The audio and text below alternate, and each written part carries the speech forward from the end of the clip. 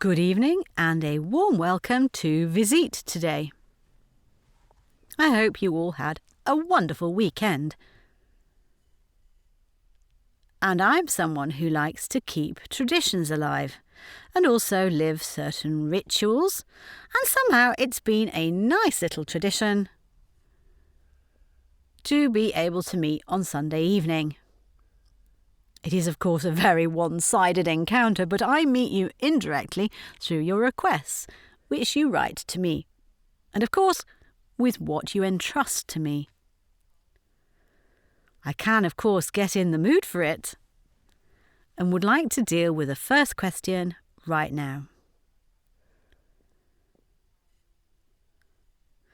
Andrea writes to me that she saw the show with great interest.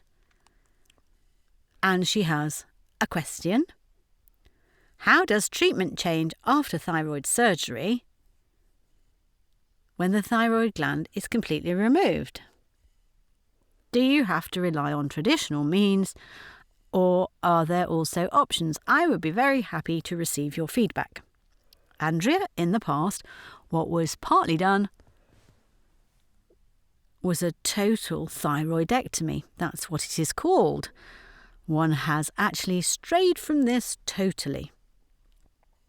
You don't work so radically anymore. I'm therefore astonished if this is a question that is very acute for you, or whether it's a concern for someone who has undergone a total thyroidectomy. The fact is, the thyroid is an organ where its hormone site is not the place of activity. So, what the thyroid does for us, if it does connected to a large endocrine system, the thyroid is directly related to our adrenal glands, to our pituitary gland, and to our brain. And if a total thyroidectomy happened, which I doubt a little, then of course you have to substitute. That goes without saying. A partial resection, or sometimes a small part is left, would mean that the body registers it. And my experience over these many years is that this little part can be stimulated to such an extent that from week to week, from month to month, and year to year, it comes into ever better functionality. If you see hormonal substitution as the sole thyroid substitution, and it is always sufficient, the comparison value is, for example, the TSH level. You can see from the TSH level whether the thyroid regulation of what one substitutes on a physical level, whether the TSH level is okay, because the TSH level is the thyroid stimulating hormone. And this TSH level can decrease because the pituitary gland can no longer stimulate the thyroid gland adequately because it is removed. And of course you can also see by checking laboratory parameters how the body is supplied with sufficient thyroid hormone. I am of the opinion that if you have a partial thyroid resection, that this endeavour to offer total hormone substitution for a patient, which is sometimes very strong over many, many years, takes part slowly because the body does not have so much regulatory capacity. So you should make the dose adjustment to simply stipulate the TSH and to demand stimulation for the thyroid gland.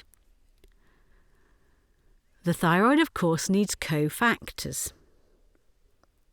It needs iodine, it needs selenium, it needs zinc, it needs vitamin B6. That means you have to ensure that with a stimulation of residual tissue, the hormone production of the thyroid slowly gets going again. Neural therapists are also able to make the neural therapeutic injections into the thyroid. This is a very proven regulation therapy for the thyroid gland. And everything that happens on a physical level, because of a thyroid hormone,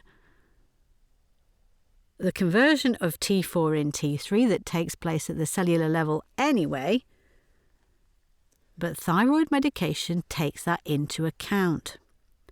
So I hope this feedback has helped you a bit.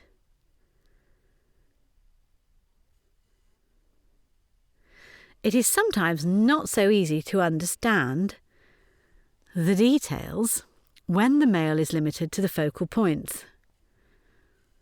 But you will be able to integrate that accordingly. Another question is, I have had anal fistulas for 2 years.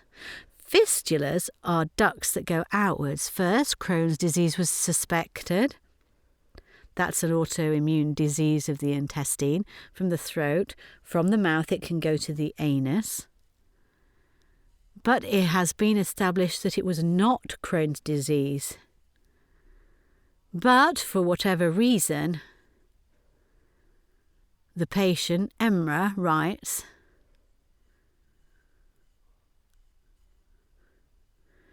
that he had a large abscess in the area of the rectum.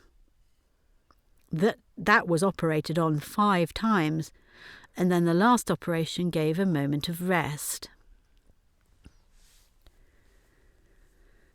But he always has discharge from behind, and nobody is sure what is behind it.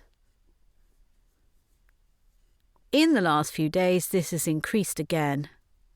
And of course, he is now also afraid that it turns into an abscess again. And he asked me, okay, you write my wife, so you are a man. He asked me what opinions or how actually a biological doctor would assess these things. So it is always about the fact that, of course, our large organ, the intestine, is in a lot of trouble here. And an abscess, in the sense of a real big infection, which can, of course, go outside, is an incredibly painful event. There is no question about it. And sometimes, through these surgical interventions, and through these scarring strands that naturally develop due to the infection process of the body internally, then also additional ducts to the outside can form. You can also see that there is a mucus discharge, and you also describe that these fistulas have been going on for about 2 years. You can put that into context a little bit. But what is very important to see, that this is a proceeding, that our body needs to regulate something via an infection and inflammation process and reduce it, and it is under a stress. And the first thing I could think of here is, please have a stool sample arranged. Because a stool sample shows how your digestion is broken down at all. Whether you have an intact microflora, whether you have a highly pathological microflora, whether you have fungi, whether you have inflammation of the intestinal mucosa that you do not even notice now. How is your mucosal immunity? These are all very important things that also have long-term influence on the mucous membrane. It is possible that your mucosal immunity is quite low. But that is the interface that separates you from the organism. So via this mucous membrane, of course, a certain amount of absorption must also go into the body. It all takes place much higher up, mainly in the small intestine and the large intestine and the rectum. These are the areas in my intestine that prepare for elimination. And that's not millions, it's billions of microorganisms that actually live in a symbiosis. And if you bring more calm into these, let me say, proceedings, bring more clarity, bring more plasticity, bring more balance, and above all, bring relief, then you can be sure that the whole system will find itself again. But today we are also dealing with a large number of parasites, and you can hardly detect parasites using stool samples. This is an endeavour which is quite rare because you can only target parasite examinations. And if you specifically have no eggs, worms, larvae in your stool, then no other things are looked at. But there are so many parasites, and there are people which make a very good parasite diagnosis. For example, via electroacupuncture according to Voll, or via bioresonance. People or colleagues, to be more precise, who are very experienced in this area, should help you now. Nevertheless, you can also help yourself, because when you think about a parasitic load on your body, you too can provide parasitic treatment. For example, eating a lot of bitter substances. There are, for example, rhizol oils, which are very substantial, for example, the black walnut. This is artemisinin in the mother tincture. But that is also Mimosa pudica, the great dewormer. And if possible, and I cannot tell you from this perspective now, because of course I can very well imagine that the rectum is also quite scarred.